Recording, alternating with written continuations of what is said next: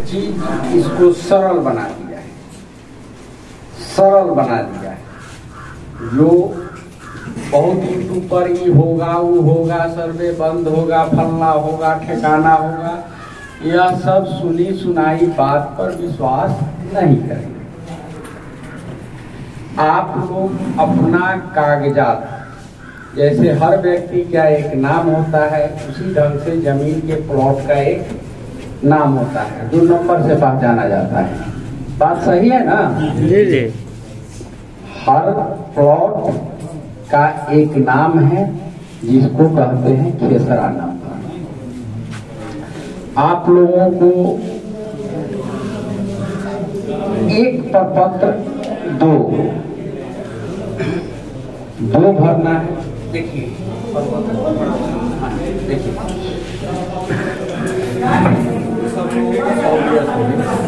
यह प्रपत्र 2 है जिनके नाम से अपनी जमीन है। ठीक है, जमीन 2 तरह से है, एक के आपको केवाला द्वारा प्राप्त है और एक पैटर्नल। यही ना है 2 तरीका। वीडियो बना। तीसरा है कि सरकार के द्वारा बंदोबस्ती सरकार बंदोबस्ती। कोई रैयत के जमीन में बसा हुआ है, उसको अंचल अधिकारी के द्वारा बास्किट पर्चा मिला है। और तीसरा भूमि है भूदान। क्या इसके अलावा कोई भूमि है? एक केवाला द्वारा क्रय किए हैं जो हम अपने नाम से होगा या बीवी के नाम से या बच्चे के नाम से, यही नाम है। एक पूर्वज के द्वारा आ रहा है खानदानी जमीन जिसको कहते हैं। और तीसरा सरकारी जमीन बंदोबस्त की है, आवास के लिए, खेती के लिए। रैयत के द्वारा रैयत के जमीन में जो आसामी बसे हुए हैं, अंचल अधिकारी द्वारा बास्किट पर्चा उनको मिला है। और एक अगला पार्ट है भूदान का। इसके अलावा तो कहीं से जमीन का कोई स्रोत नहीं है कि है? नहीं। तो जिनके नाम से अपनी जमीन है वे प्रपत्र 2 सीधा भर देंगे और जमीन का रसीद लगा देंगे। ज्यादा कागजात लगाने की जरूरत नहीं है, क्योंकि 3 MB का ही पावर है। 3 MB ही अपलोड DLRA साइट पर करेंगे तो मात्र 3 MB है। DLRA जो साइट है उसमें मात्र 3 MB का ही जगह है। तो ज्यादा आप कागजात लगाएंगे तो अपलोड नहीं। ठीक है, तो अब एक मतलब से आप क्या कीजिए, अपलोड करने की जरूरत नहीं है। हमारे अमीर घर घर जा रहे हैं, चाहे जहाँ इंस्टॉल मतलब बैठे हुए हैं। काइंडली जिनके अपने नाम से जमीन है वे प्रपत्र 2 और क्या करेंगे, रसीद, जमाबंदी रसीद जो जमीन पर वे काबिज है, न कि दूसरा का जमीन का भी नंबर अपने में घुसा लेंगे। ठीक है, दाखिल खारिज नहीं है तो? अरे भाई कब्जा है ना, दाखिल खारिज की कोई चर्चा किए हैं? नहीं, रसीद आप कहें जैसे हम। अरे रसीद नहीं है, देखिए रसीद नहीं है तो जिसका रसीद नहीं है केवाला तो है ना, वो लगा लीजिए। सरकारी जमीन का केवाला नहीं ना करा लिए है ना। बहुत लोग यहाँ पर जैसे 4 गो रैयत का है, 2 गो सरकारी जमीन का नंबर घुसा लिया, ऐसा किए होंगे तो उसका सरकारी जमीन छप जाएगा। कान खोल लीजिएगा, रसीद मतलब दाखिल खर्च नहीं हुआ है वह कोई मैटर नहीं है, लेकिन यह ख्याल रखिए उसमें सरकारी नंबर तो नहीं घुसा कर रजिस्ट्री करा लिए होंगे। ठीक है, तो अगर आपका दाखिल खारिज नहीं है तो प्रपत्र 2 के साथ अपना केवाला का कॉपी PDF बनाकर लोड कर दीजिए और हमारे अमीन को दे दीजिए। कन्फर्म हुआ? जी जी जी। यहाँ तक किसी को डाउट है? नहीं।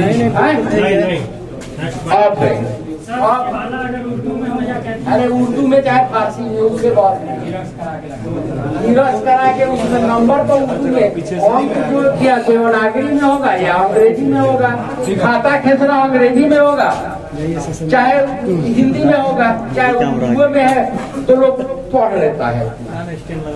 अगर सर एक ही मोजा में जैसे मेरे मम्मी के नाम से नीचे वाला है और पापा के भी नाम से एक ही साथ एक ही मोजे में, नहीं डबल के वाला है। अरे यार हम क्या कह रहे हैं, डबल के वाला है। अरे सुनिए ना, हम क्या समझे कि नहीं, हम मेरी बात खत्म हो जाने दीजिए, उसके बाद में जितना आप लोगों का क्वेश्चन होगा सबका हम जवाब देंगे।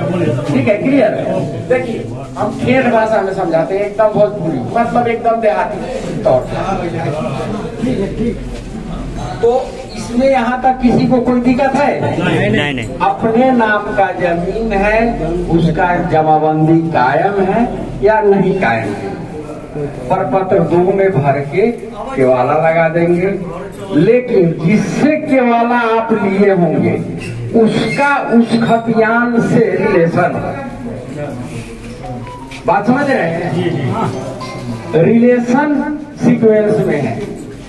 जैसे मान लीजिए कि इनके नाम से, इनके पूर्वज के नाम से खतियान, ठीक है, इनके पूर्वज के नाम से खतियान है, इनके कोई चाचा भाई वगैरह बेच दिए मौलवी साहब के नाम से, मौलवी साहब भेज दिए उनके नाम से, वो भी मतलब कोई नहीं दाखिल खारिज कराया और टीवी बेच दिया आपसे।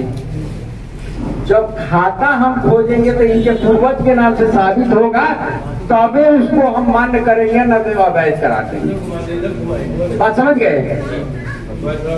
यहाँ तक क्लियर हो गया। अब जो मेन मुद्दा है पैटर्नल प्रॉपर्टी, पैतृक संपत्ति। पैतृक संपत्ति रसीद इनके नाम से है, रसीद जिनके नाम से वे जिंदा है तो वे प्रपत्र 2 भर देंगे। जिनके नाम से रसीद है वे जिंदा है, प्रपत्र 2 भर देंगे और रसीद की कॉपी लगा देंगे। क्लियर? खाली रसीद की कॉपी लगाना है। अरे भाई आपको जो चीज जिससे ऐबू नहीं हो, ऐबू समझ रहे हैं, आप पीडीएफ बनाए वो सबमिट हो जाए, वो हमारे अमीन के पास तो जितना आपके साथ पेपर है प्रपत्र के साथ भर दीजिएगा, दे दीजिएगा, अमीन ले लेंगे। लेकिन ऑनलाइन कीजिएगा तो 3 MB का जगह है, सारा डॉक्यूमेंट आपका अपलोड नहीं होगा, फिर हो जाएगा।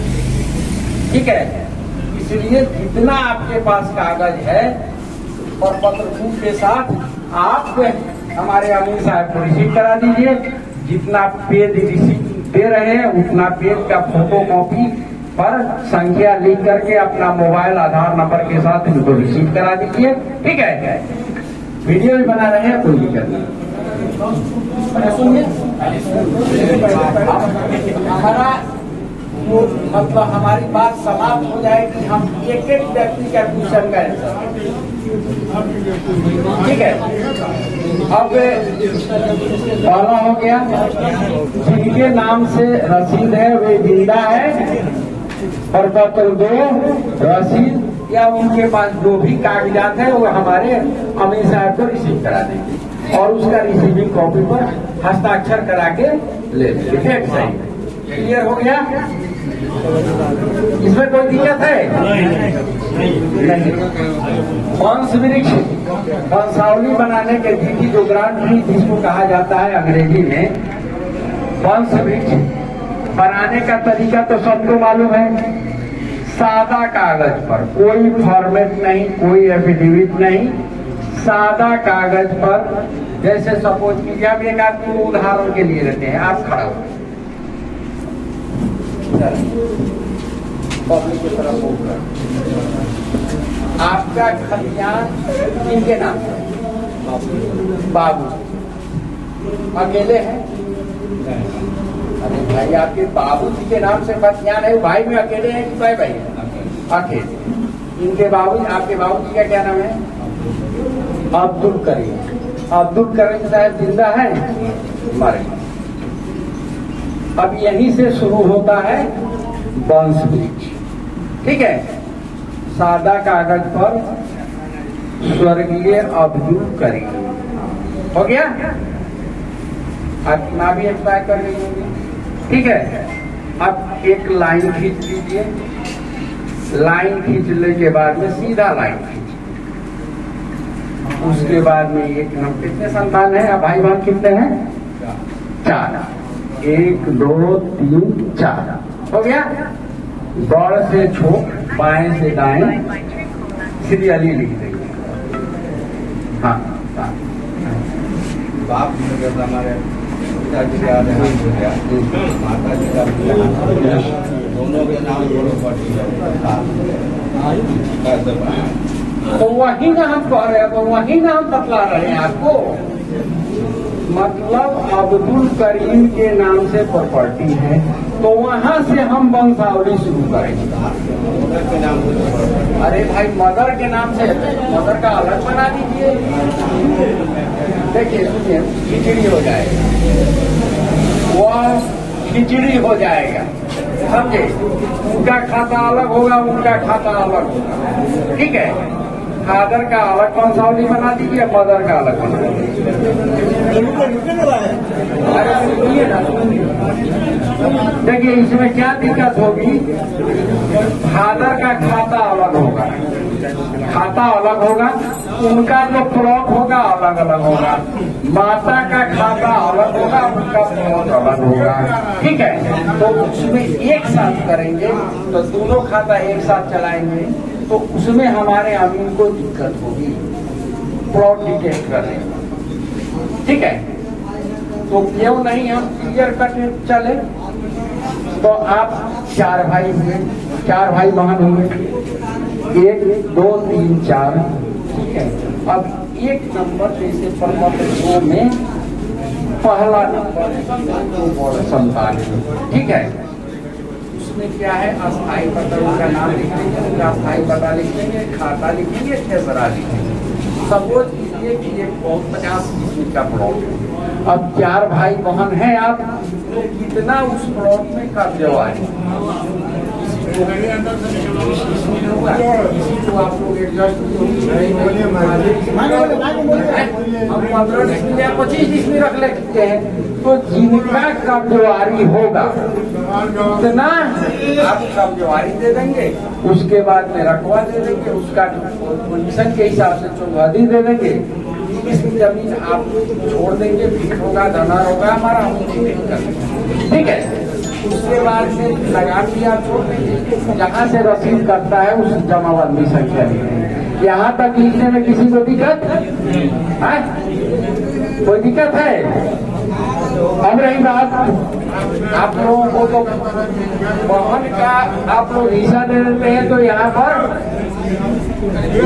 मुस्लिम समाज में कोई दिक्कत नहीं है, सब लोग बहन का हिस्सा देते हैं। लेकिन हिंदू समाज में, लेकिन सुप्रीम कोर्ट का आदेश है तो बहन का इक्वल से बहन का इक्वल।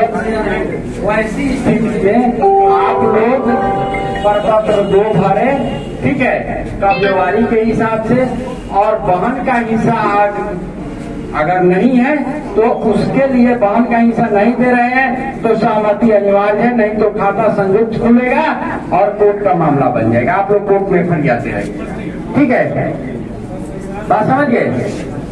अब हम बैठे, आप लोगों का क्वेश्चन सुने। जी सर, जी हाँ हाँ अरे भाई 3-1 है ना, प्रपत्र 3-1 है ना, तब 3-1 हम सादा कागज पर बनाएंगे।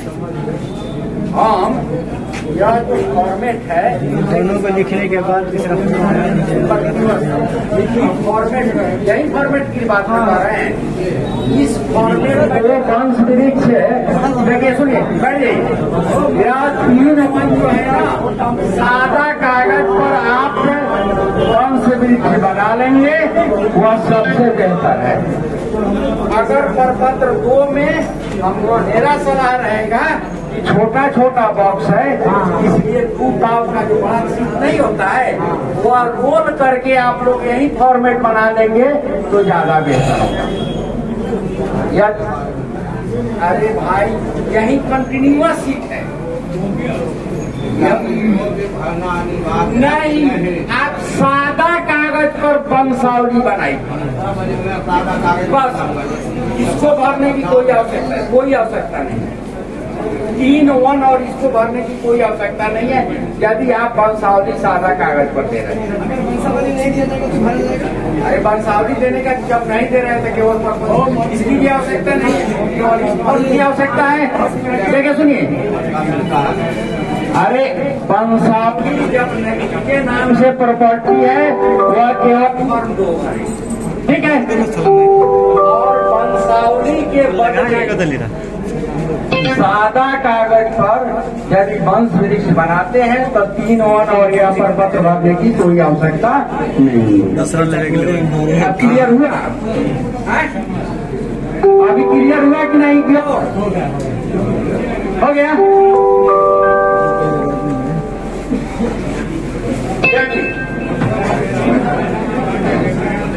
आप लोग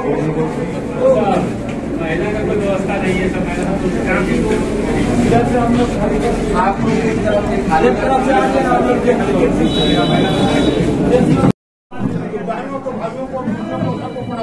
आप लोग जमाबंदी क्या हुआ कि नहीं? तब मामला गड़बड़ा कि नहीं?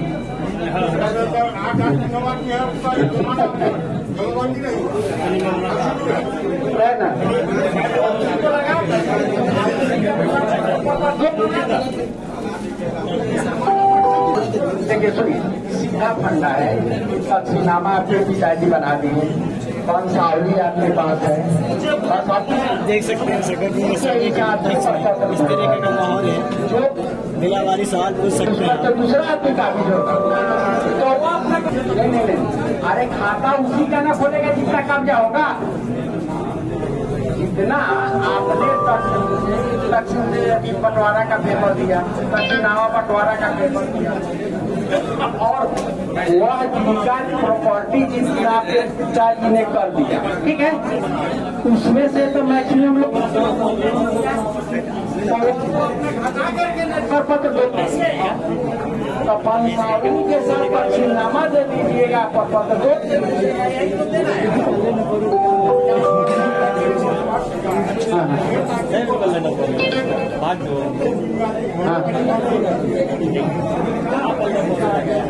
समझ में आगे जो है अपने जगह खलियान ही है, थोड़ी कोई टेंशन है। खलियान का फोटो लेना है, रिसीविंग का फोटो लेना है और क्या प्रपत्र 2 को भरना है, भेज देना। जैसे आप कहिए ना, मतलब आपकी ठीक है। हाँ, अरे भाई वही तो संतान तो है, संतान है कि नहीं, तो उसको मिलेगा कि नहीं मिलेगा?